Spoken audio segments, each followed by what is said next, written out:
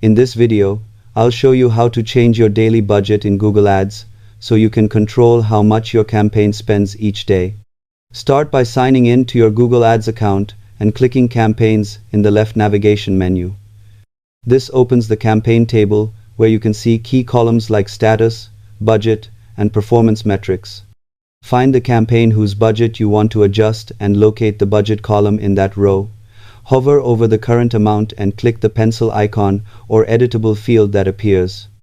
Enter the new daily budget you want for that campaign, making sure the value matches your account's currency and spending plan. After typing the new amount, click Save, and the update will apply immediately to that campaign. Keep in mind Google Ads may spend slightly above or below your daily budget on certain days, but aims to average your set amount across the month. Monitor performance after changes to ensure your budget aligns with your campaign goals.